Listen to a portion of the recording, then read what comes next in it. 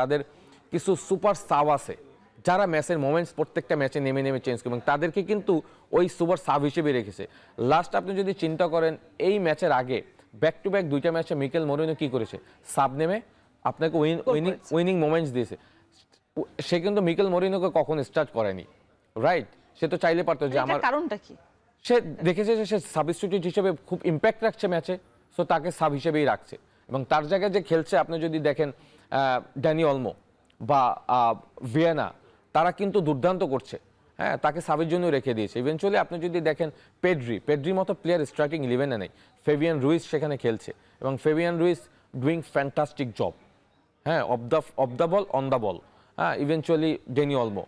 So এই winning কম্বিনেশনটা সে রেখে ওই সাবস্টিটিউট প্লেয়ারদের সে এনার্জিটা রাখে, একটা সময় গিয়ে সার্টেন টাইমে সে তাদেরকে নামিয়ে দেয়, তারা খেলা মোমেন্টসটা চেঞ্জ করে দেয়। লাস্ট 3টা ম্যাচে চেঞ্জ হয়েছে Mikel Moreno, eventually Farhan Torres, তারা কিন্তু সাব গিয়ে কিন্তু খেলা মোমেন্ট চেঞ্জ করে এবং ইন্টেন্সটা বাড়িয়ে দিয়েছে আরও, অ্যাটাকিং ইন্টেন্স।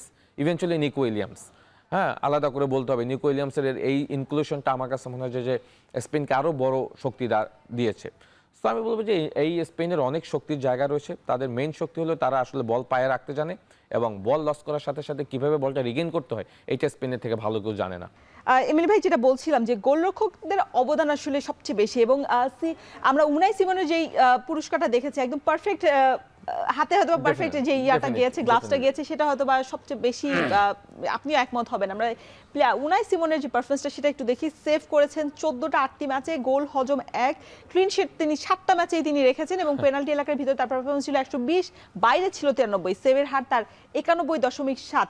এটা মনে হয় বিশ্বকাপের রেকর্ড করেছেন এই সেভের হারটা। আপনি ভাবা যায় মানে 8টা ম্যাচে মাত্র একটা গোল কনসিড করেছে, চিন্তা করা যায় সেই দলটা চ্যাম্পিয়ন হবে না কে হবে? আপনি আমাকে বলেন।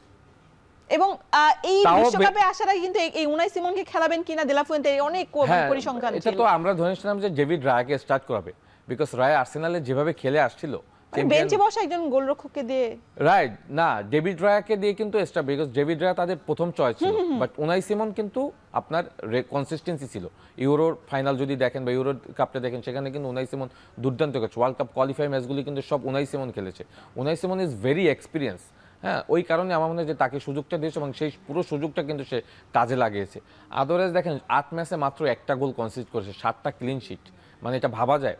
সো এই দলটার তো স্ট্রেংথ আসলে কত উপরে লেভেলে সেটা তো আসলে তারাই ওয়ার্ল্ড কাপ চ্যাম্পিয়ন হয়ে দেখিয়েছে, হ্যাঁ, বিকজ আপনি যদি দেখেন উনাই সিমনকে কিন্তু তেমন কোনো বড় ধরনের অ্যাটাক ফেস করতে হয়নি, বিকজ তাদের ডিফেন্সিভ এবং মিডফিল্ড অর্গানাইজেশন এত কম্প্যাক্ট ছিল যে উনাই সিমনকে থ্রু আপ দ্য টুর্নামেন্ট তেমন কোনো বড় ধরনের চান্স তাকে ওইভাবে ফেস করতে হয়নি।